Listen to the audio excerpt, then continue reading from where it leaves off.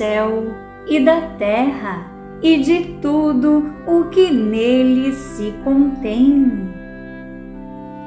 No princípio, criou Deus os céus e a terra era sem forma e vazia, e havia trevas sobre a face do abismo, e o Espírito de Deus se movia sobre a face das águas. E disse Deus: haja luz, e houve luz.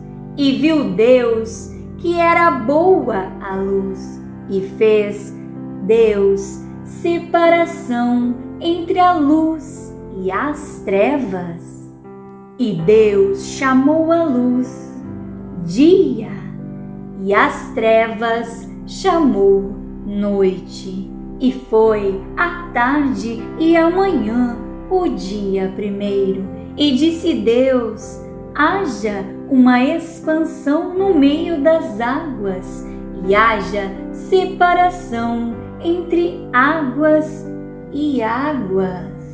E fez Deus a expansão, e fez separação entre as águas que estavam debaixo da expansão e as águas que estavam sobre a expansão. E assim foi.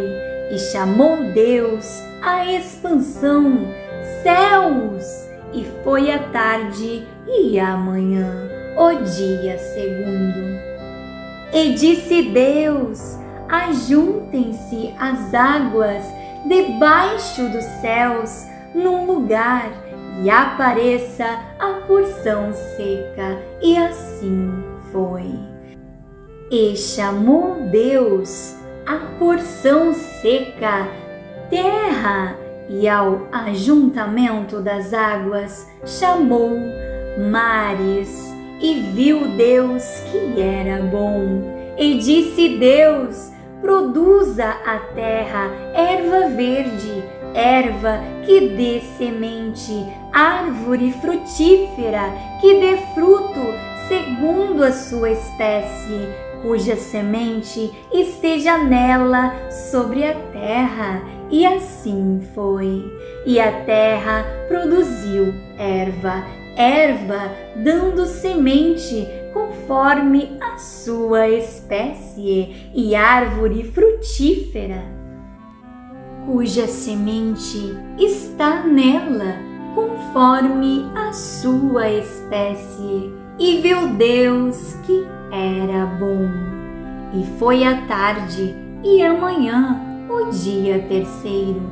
E disse Deus: haja luminares na expansão dos céus, para haver separação entre o dia e a noite, e sejam eles para sinais e para tempos determinados, e para dias e anos, e sejam para luminares na expansão dos céus, para iluminar a terra.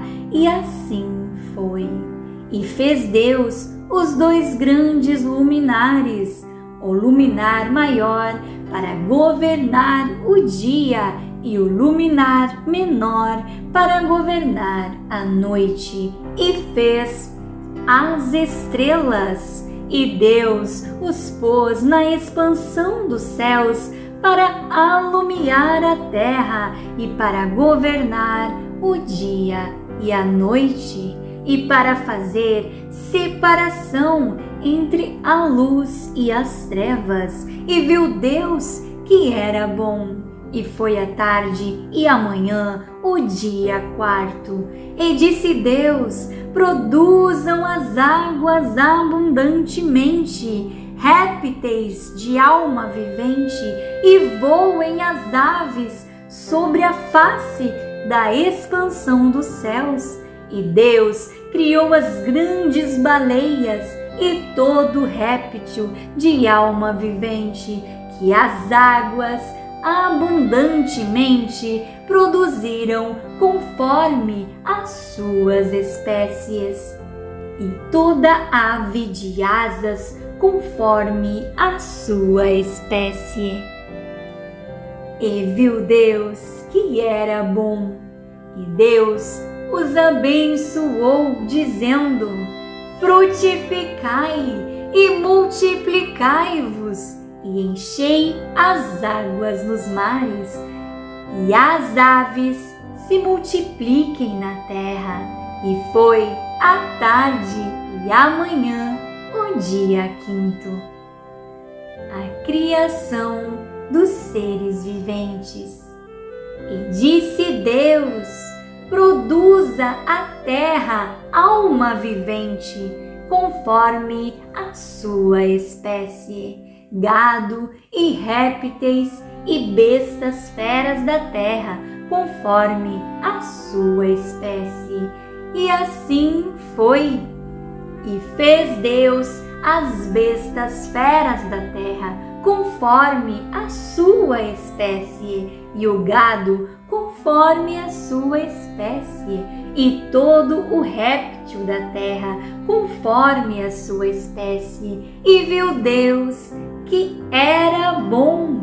E disse Deus: façamos o homem à nossa imagem, conforme a nossa semelhança, e domine sobre os peixes do mar, e sobre as aves dos céus, e sobre o gado, e sobre toda a terra, e sobre todo réptil que se move sobre a terra. E criou Deus o homem à sua imagem, a imagem de Deus o criou, macho e fêmea os criou. E Deus os abençoou, e Deus lhe disse: frutificai e multiplicai-vos, e enchei a terra, e sujeitai-a, e dominai sobre os peixes do mar, e sobre as aves dos céus, e sobre todo o animal que se move sobre a terra. E disse Deus: eis que vos tenho dado toda a erva que dá semente, e que está sobre a face de toda a terra, e toda árvore em que há fruto de árvore que dá semente, ser-vos-ão para mantimento, e a todo animal da terra, e a toda ave dos céus, e a todo réptil da terra, em que há alma vivente, toda a erva verde lhe será para mantimento. E assim foi. E viu Deus tudo quanto tinha feito, e eis que era muito bom. E foi a tarde da manhã, o dia sexto. Gênesis capítulo 2. Assim os céus e a terra e todo o seu exército foram acabados. E havendo Deus acabado no dia sétimo a sua obra que tinha feito, descansou no sétimo dia de toda a sua obra que tinha feito. E abençoou Deus o dia sétimo e o santificou, porque nele descansou de toda a sua obra que Deus criara e fizera. Estas são as origens dos céus e da terra, quando foram criados, no dia em que o Senhor Deus fez a terra e os céus. Toda a planta do campo ainda não estava na terra, e toda a erva do campo ainda não brotava, porque ainda o Senhor Deus não tinha feito chover sobre a terra, e não havia homem para lavrar a terra. Um vapor, porém, subia da terra e regava toda a face da terra. E formou o Senhor Deus o homem do pó da terra, e soprou em seus narizes o fôlego da vida, e o homem foi feito alma vivente. E plantou o Senhor Deus um jardim no Éden, da banda do Oriente, e pôs ali o homem que tinha formado. E o Senhor Deus fez brotar da terra toda árvore agradável à vista e boa para a comida, e a árvore da vida no meio do jardim, e a árvore da ciência do bem e do mal. E saía um rio do Éden para regar o jardim, e dali se dividia e se tornava em 4 braços. O nome do primeiro é Pissom. Este é o que rodeia toda a terra de Havilá, onde há ouro, e o ouro desta terra é bom. Ali há o obidélio e a pedra sardônica. E o nome do segundo rio é Gion.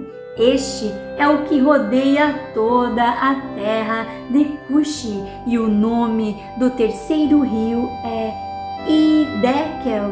Este é o que vai para a banda do oriente da Assíria, e o 4º rio é o Eufrates. E tomou o Senhor Deus o homem e o pôs no jardim do Éden para o lavrar e o guardar. E ordenou o Senhor Deus ao homem, dizendo: de toda árvore do jardim comerás livremente, mas da árvore da ciência do bem e do mal, dela não comerás, porque no dia em que dela comeres, certamente morrerás. E disse o Senhor Deus: não é bom que o homem esteja só. Far-lhe-ei uma adjutora que esteja como diante dele. Havendo, pois, o Senhor Deus formado da terra todo animal do campo e toda ave dos céus, os trouxe a Adão para ver como lhe chamaria. E tudo o que Adão chamou a toda a alma vivente, isto foi o seu nome. E Adão pôs os nomes a todo o gado, e às aves do céu, e a todo animal do campo. Mas para o homem não se achava adjutora que estivesse como diante dele. Então o Senhor Deus fez cair um sono pesado sobre Adão, e este adormeceu, e tomou uma das suas costelas e cerrou a carne em seu lugar. E da costela que o Senhor Deus tomou do homem, formou uma mulher e trouxe-a a Adão. E disse: Adão, esta é agora osso dos meus ossos e carne da minha carne. Esta será chamada varoa, porquanto do varão foi tomada. Portanto, deixará o varão o seu pai e a sua mãe, e apegar-se-á à sua mulher, e serão ambos uma carne. E ambos estavam nus, o homem e a sua mulher, e não se envergonhavam.